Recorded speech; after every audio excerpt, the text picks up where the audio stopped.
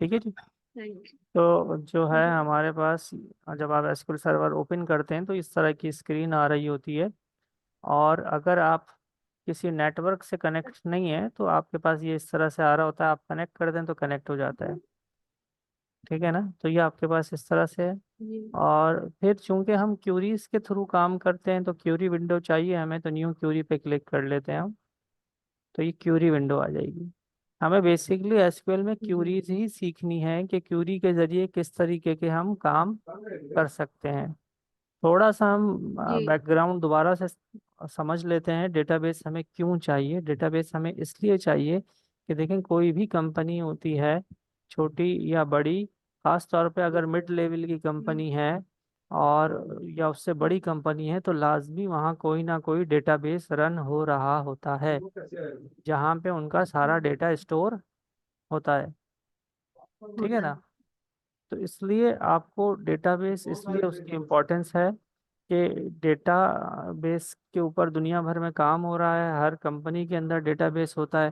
फिर उस डेटाबेस को मैनेज करने के लिए, उस पे काम करने के लिए आपको डेटाबेस के लोग चाहिए होते हैं। तो इसलिए जी डेटाबेस आना चाहिए आपको, ताकि आप डेटा को मैनेज कर सकें, किसी भी इदारे का, किसी भी जगह का। ठीक है। फिर डेटा एनालिस्ट के अंदर इसका रिक्वायरमेंट क्या है कि जितनी भी कंपनीज हैं उनको अपने डेटा को एनालाइज करने के लिए, उसको ठीक करने के लिए, उसको जो है ना ऑप्टिमाइज करने के लिए, उसको बेहतर करने के लिए, आगे के लिए मजीद प्लानिंग करने के लिए अपने पुराने डेटा के ऊपर वर्किंग करवाते हैं। तो वो वर्किंग करवाते हैं डेटा एनालिस्ट से। तो डेटा एनालिस्ट को डेटाबेस आएगा, क्यूरी चलाना आएगी, तभी वो किसी के डेटा पे काम कर सकेगा। क्लियर हो रही है बात? जी जी ठीक है ना। तो अब डेटा क्या होता है? डेटा यही है कि आपका नाम, आपकी डेट ऑफ बर्थ, आपका एड्रेस, आपका फ़ोन नंबर, ये सारा का सारा डेटा आ गया। ठीक है ना। और ये एक जी इंफॉर्मेशन बन गई। तो मल्टीपल रिकॉर्ड्स होते हैं किसी भी डेटाबेस के अंदर, और जो है अच्छा खासा हैवी भी डेटाबेस हो सकता है। तो हमने क्या करना है? डेटाबेस बनाना सीखना है, उसको मैनिपुलेट करना सीखना है। मैनिपुलेट का मतलब ये है कि ऐड, अपडेट एंड डिलीट, नए रिकॉर्ड्स ऐड करना, डिलीट करना रिकॉर्ड को, या एग्जिस्टिंग हम्म रिकॉर्ड को अपडेट करना। ठीक है ना। तो इस तरह से जी हम काम करते हैं डेटाबेस के ऊपर। अब देखेंगे लेफ्ट साइड पे सारे के सारे डेटाबेसेस आ रहे हैं। ठीक है ना। जी ये डेटाबेस आ रहा है, ये सिक्योरिटी और चीज़ें आ रही हैं। तो अगर आप इसके प्लस पे क्लिक करेंगे तो आप देखें आपके पास जी दो चीज़ें आ गई। एक सिस्टम डेटाबेस आ गया, और ये डेटाबेस वो हैं जो हमने यहाँ पे बनाए हुए हैं। दो डेटाबेस मैंने बनाए हुए हैं, स्टूडेंट इन्फो एंड टीआरजी। ठीक है। सिस्टम डेटाबेस पे अगर मैं क्लिक करता हूँ तो ये पहले से बने हुए डेटाबेस है। अब आप देखें डेटाबेस का सिंबल ही इस तरह से कंटेनर की तरह है। तो डेटाबेस जी बेसिकली एक कंटेनर की तरह होता है जिसके अंदर आप डेटा कंटेन करते हैं, डेटा रखते हैं। तो अब सबसे पहला सवाल ये आ जाता है, अगर आप यहाँ एसक्यूएल सर्वर में इस तरह से लगा के ऐसे, या दो सिंगल, दो माइनस की साइन अगर आप दे दें तो आपके पास ये कमेंट बन जाता है। तो कमेंट हम देते हैं और कमेंट के अंदर हम लिखते हैं सवाल। ये अब सैश है कि माइनस ही है? माइनस के दो साइन है, दो दफा करा है माइनस। ओके ठीक है। जी तो हम यहाँ लिख रहे हैं क्वेश्चन के अंदर, how to create a data base. ठीक है ना, ये हमने सवाल लिखा। Q stand for query. Question, उसका आंसर ये क्वेश्चन। है कि क्रिएट डेटाबेस, और फिर डेटाबेस का नाम।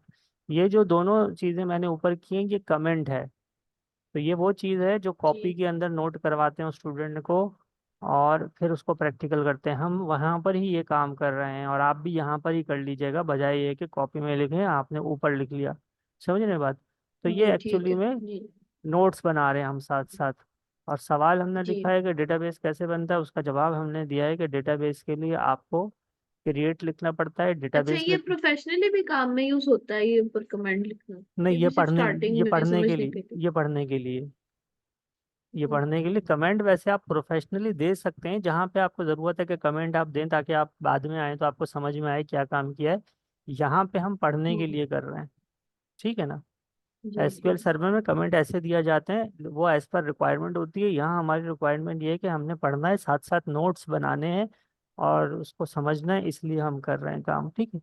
अब इसको जी प्रैक्टिकली किस तरह करेंगे, प्रैक्टिकली में डबल माइनस हम नहीं लगाएंगे, क्योंकि अब हमें बाकायदा काम करना है। तो हम लिखेंगे क्रिएट डेटाबेस, और अब डेटाबेस का नाम देना है। लेट्स से कि डेटाबेस का नाम हमने दे दिया फजर डीबी, ठीक है ना। फजर डीबी, फजर आपका नाम हो हम्म, गया, डीबी इज फॉर डेटाबेस।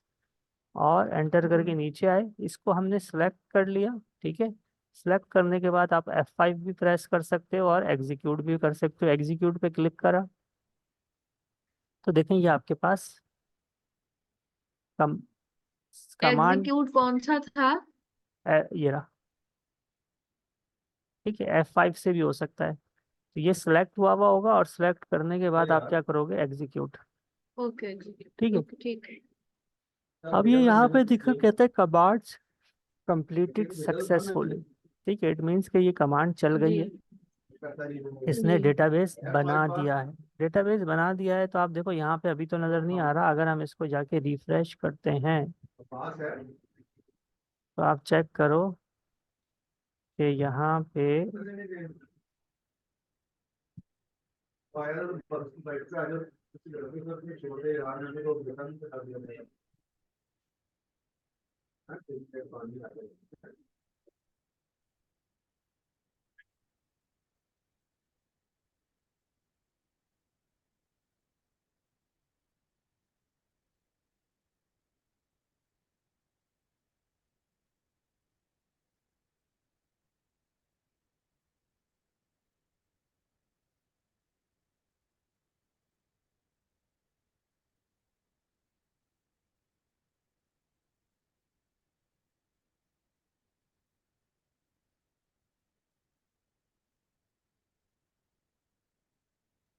ये क्या हो रहा है, रिफ्रेश?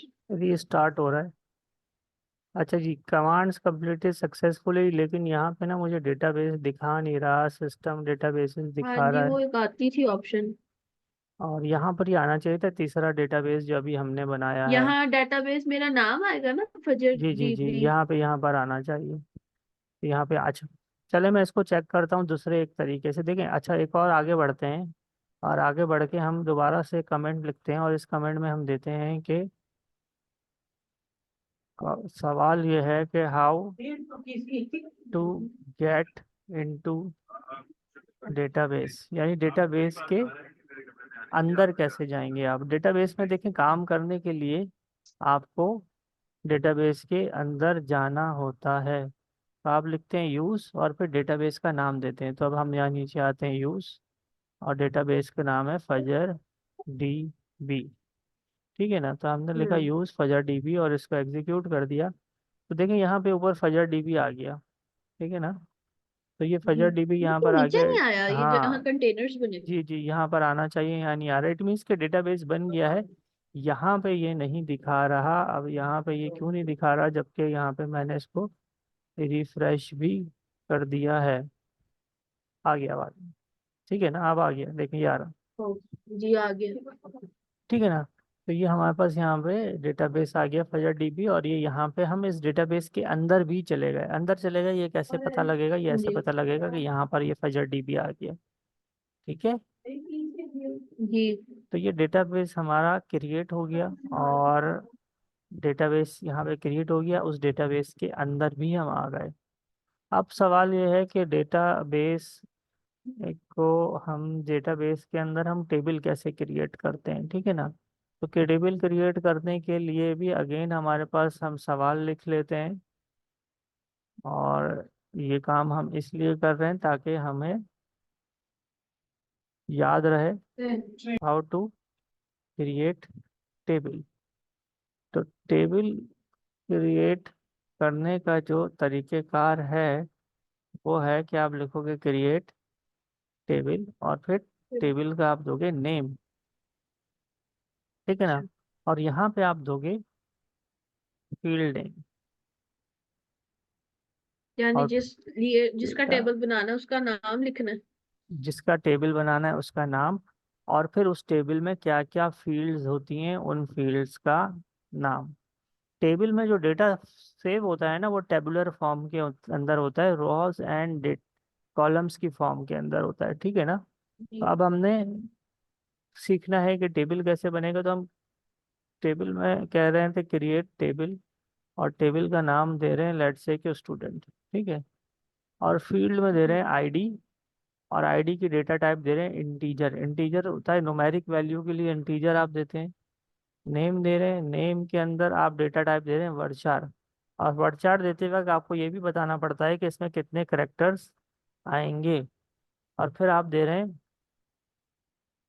क्लास वर्चार आप किसे कहते थे? करेक्टर्स को, वर्डचार करेक्टर्स इन अ करेक्टर्स को। Sense. Character in the sense ABCD 1 2 3 character. और जहाँ पे अच्छा। न्यूमेरिक वैल्यू आएगी सिर्फ, और उसके अंदर जी। अल्फ़ाबेट नहीं आएंगे, तो उसको आप देते हैं इंटीजर। तो आईडी को मैंने दिया जी। इंटीजर क्योंकि उसके उसके अंदर 1 2 3 आना है। नेम को मैंने दिया वर्चर ठीक है। क्योंकि उसके अंदर करेक्टर आने हैं। लेकिन जब आप करेक्टर देते करेक्टर। हैं तो करेक्टर के साथ उसकी लेंथ भी बताते हैं। यानी आप ये बताते हैं कि जो जो करेक्टर ले रहे हैं आप नेम का, इसमें कितने करेक्टर्स आपने अलाउ करने हैं, उसकी लेंथ आप बताते हैं। तो अच्छा। आपने कहा कि नेम की जो लेंथ है वो 100 है और क्लास की लेंथ है 50। फिलहाल मैं इसको तीन ही करेक्टर, तीन ही फील्ड्स ले रहा हूँ, और मैं इसको F5 करके चलाता हूँ। तो देखें ये मेरे पास टेबल भी क्रिएट हो गया, ठीक है। अब ये टेबल आपको चेक करना है। तो टेबल देखिए कहाँ क्रिएट हो गए? टेबल यहाँ क्रिएट हो गया, देखो अच्छा। ये रहा। सही है ना। फजर डीबी के अंदर डेटाबेस, डेटाबेस के अंदर क्या क्रिएट हो गया, टेबल। टेबल के अंदर क्या है, रोज एंड कॉलम, ठीक है ना। तो अब ये टेबल क्रिएट हो गया। अब देखिए क्यूरी का मतलब ये होता है कि क्यूरी एक दफा चल गई। अब आप ये सिस्टम 10 दफा भी ऑफ करके ऑन करेंगी तो ये डेटाबेस बना हुआ है, आपको ये दोबारा चलाने की जरूरत नहीं नहीं है। है। ये भी बना हुआ है और ये भी हुआ हुआ है, टेबल भी क्रिएट। अब उसके जी। आगे का काम आप उसके अंदर कर सकती हैं, या नया टेबल या नया डेटाबेस बना सकती हैं। इसको हर दफा चलाने हम्म। की जरूरत हमें नहीं पड़ेगी। अब इसमें हमें डेटा इंसर्ट करना है, और फिलहाल देखना है कि इसमें क्या डेटा है या इसका क्या स्ट्रक्चर बन गया है। यानी मैं यही फॉर्मेट दोबारा यूज कर सकती हूँ किसी और टेबल जिस बनाने के किसी लिए और भी? टेबल लाइक अभी बनाने। मैं स्टूडेंट स्टूडेंट टेबल बना रही हूँ, अगर मैं ग्रोसरी की लिस्ट बनाना चाहूँ हम्म तो आपका टेबल, हाँ तो यही वो, होगा, ग्रॉसरी हो तो जाएगा उसका टेबल का टेबल नेम। यही होगा। जी, क्रिएट टेबल ओके। ग्रॉसरी। अब उसमें क्या हो और गया, ये जो वर्चार इंटीजर्स वगैरह हैं, ये भी वैसे ही ये रहेंगे? चेंज होंगे, ये एज पर रिक्वायरमेंट होगा कि हमारी रिक्वायरमेंट। अब जैसे आप ग्रॉसरी का बना रही है ना, तो उसमें आ जाएगा जी। ग्रॉसरी, ग्रॉसरी नंबर आ जाएगा, ग्रॉसरी आईडी आ जाएगा, ग्रॉसरी नेम आ जाएगा, ग्रॉसरी क्वांटिटी आ जाएगा, ग्रॉसरी प्राइस आ जाएगा, एक्सपायरी डेट आ जाएगी। समझ रहे हैं बात। अच्छा तो अच्छा। जो जिस तरह चीज की चीज़ ठीक होगी समझ। और जो आपकी रिक्वायरमेंट होगी उसके हिसाब से टेबल की फील्ड्स चेंज हो जाएंगी। समझ रहे हैं। ओके। तो यही सीखने की चीज़ है कि किस तरह से टेबल बनेगा और उसकी क्या फील्ड्स होंगी। अब मुझे इसके जी। अंदर डेटा इंसर्ट करना है, या उससे पहले अगर हमें चेक करना है, तो हम अगर देखें कि क्वेश्चन हम लिखें कि how to show all data of a table. किसी टेबल का आप सारा डेटा कैसे देखते हो, तो आप यहाँ पे आंसर के अंदर लिखोगे सिलेक्ट स्टैटिक। हम्म। स्टैटिक का मतलब होता है all from hmm. Table name, ठीक है ना। यानी कि आप यहाँ लिखोगे सिलेक्ट स्टैटिक फ्रॉम टेबल है हमारा स्टूडेंट। सेलेक्ट करते हैं हम इसको, चलाते हैं। तो देखें यहाँ पे नीचे आ गया आईडी, नेम ये एंड सिलेक्ट करके आपने क्या एस, किया?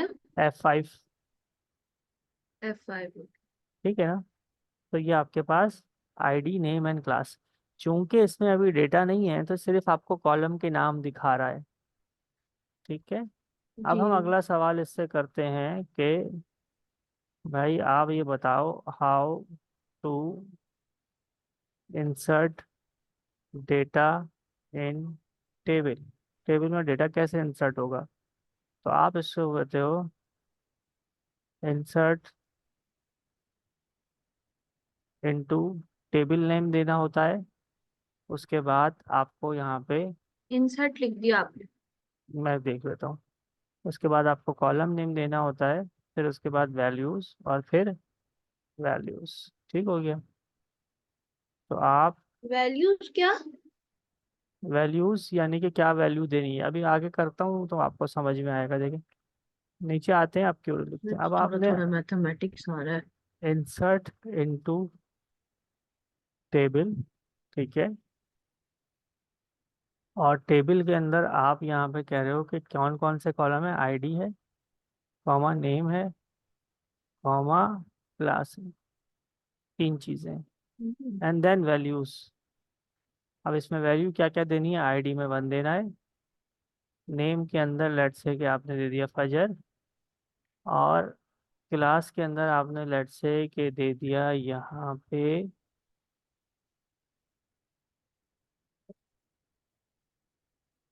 BS। बीकॉम दे दिया। समझ रहे बात? तो ये आपने एक, अब आप इसको सिलेक्ट करके जैसे ही चलाते हो तो देखो वो कह रहा है कि insert insert into table. Table के बाद मैंने नाम नहीं दिया तो स्टूडेंट नाम दे हाँ देता जी, हूँ। मैं भी देख रही थी स्टूडेंट नाम आना चाहिए तो। अच्छा, मेरे चलो ख्याल मैं से गलत टेबल, सोच रही। टेबल की ज़रूरत नहीं है तो टेबल हटा दिया मैंने। अब इसको चलाते हैं तो देखिए 1 रो अफेक्टेड। अब ये वाली क्यूरी जब मैं दोबारा चलाऊंगा तो आप देखें कि यहाँ पे डेटा दिखा रहा है, वन वन रो फजर। अफेक्टेड मतलब उसने नहीं बनाया टेबल हमारा? बना दिया ना, 1 रो अफेक्ट का मतलब ये हो गया कि एक रो बन गई है, ठीक है ना? तो इसी ओके। तरीके से देखें, इसको मैं अब कॉपी कर लेता हूँ और यहाँ जाके पेस्ट कर देता हूँ, पेस्ट। और और यहाँ पे वैल्यूज जाके चेंज इसको करते रहेंगे आप? 2 कर देता हूँ, यहाँ पे जाके लेट से के सुबहान कर देते हैं, यहाँ पे जाके जो है BSC कर देते हैं, यहाँ पे जाके B8 कर देते हैं, यहाँ पे जाके सना कर देते हैं, और इन दोनों को मैं,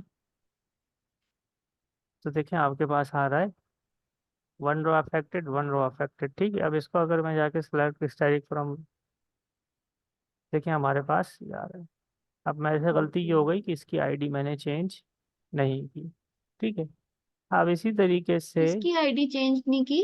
तीसरे वाले रिकॉर्ड वन की, की, ओके है ना? ओके, हाँ जी तो हाँ। आईडी डुप्लीकेट तो हो गई। अब ये एडिट नहीं हो सकता हो मतलब सकती दोबारा? हो सकता है अपडेट की क्यूरी से हो सकता है। ये मैंने कॉपी कर ली पहली वाली, और मैं यहाँ पर आ गया, और जी। यहाँ पर आके मैं कहता हूँ चैट GPT, ठीक है। चैट GPT पे जी। मैंने क्लिक करा, और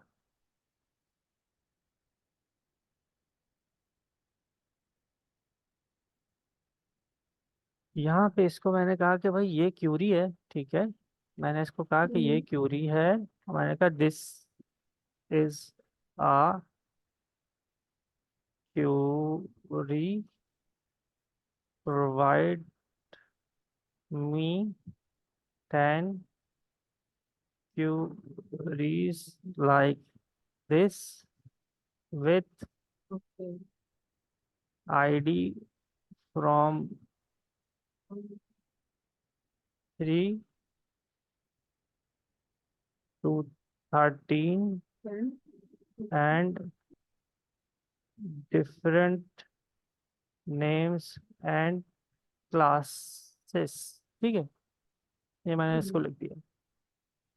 तो अब ये क्या कर रहा है, मुझे इस तरह से इसने बना बना के दे दी, 10 क्यूरी दे दी। ओके, और आप यहाँ से कॉपी पेस्ट करते कॉपी जाएंगे? पेस्ट को, अब मैं इसको मजीद कह रहा हूँ कि भाई can you place it in one window,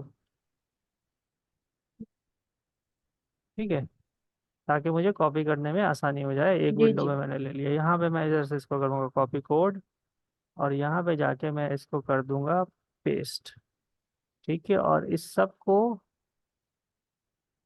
select करके F5 कर एक देंगे साथ और F5 कर देंगे ये, ठीक है। और यहाँ पे जाके फिर हम चेक करेंगे तो यार, तो कहने का मकसद ये है कि डेटाबेस के अंदर आपके पास डेटाबेस होता है, उसके अंदर टेबल होते हैं, टेबल्स होते हैं, उन टेबल्स में फील्ड्स होती हैं, और फील्ड्स में रेलिवेंट रिकॉर्ड होता है। हर टेबल में रेलिवेंट रिकॉर्ड होता है। रेलिवेंट से मुराद, जब स्टूडेंट का टेबल है तो उसमें स्टूडेंट के हिसाब से उस स्टूडेंट इंफॉर्मेशन का ही होगी। होगा, ठीक मतलब है ना? उसके मुतालिक ही रिकॉर्ड होगा। बिल्कुल बिल्कुल नहीं, वो ऐसा ही मुझे है। ग्रोसरी वाली एग्जांपल से बिल्कुल समझ आ गई आपकी सर, बात। सही है ना? तो ये अब हमने इतना काम जी। कर लिया। अच्छा, आपको ये, चूंकि आपको पता है कि थोड़ा सा टेक्निकल सा काम है, तो मैं ये चाहूंगा कि इतना काम आप कर लें अपने पास बिल्कुल इसी तरीके हाँ जी, से। मैं पहले इतना कर लूँ। ठीक है, तो फिर हम अगली क्लास में आगे चलते हैं। अच्छा, एक दफा हम्म। चैट जीपीटी में चाह रही थी कि मैं चेक कर लूँ हम्म। अपनी।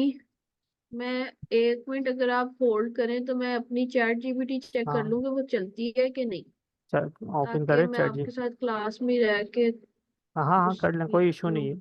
कोई इशू नहीं। बिल्कुल।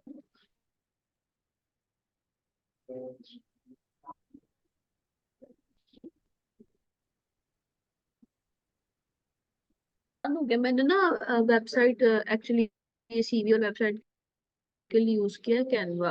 हम्म। तो वहां पर भी चैट जीपीटी यूज किया हमने हम्म। डाटा के लिए ना, हम्म। और उसके लिए तो। और कैनवा बड़ा आसान है सर, हाँ, लाइक वेब कैनवा आसान। डेवलपमेंट उस पर बड़ी इजी हो जाती है। जी जी, ग्राफिक्स का काम आसान हो जाता है। मैंने यूज किया था वो। सही। अच्छा, अब ये चैट जीपीटी 3.5। जी जी। चैट जीपीटी,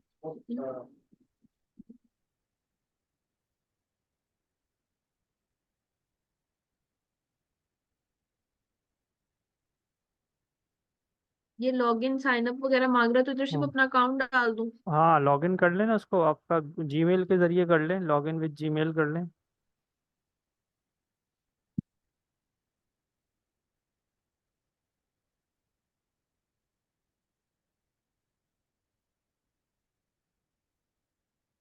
बस ठीक है, हो गया।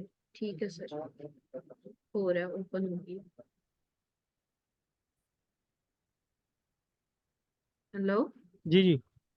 ठीक है, तो मैं जी आपको सर, हो गई हो। वीडियो वीडियो जी जी। भेज देता हूँ। आप इसको कर लो, फिर जी मुझे मैसेज सर, कर दे। अभी हाँ।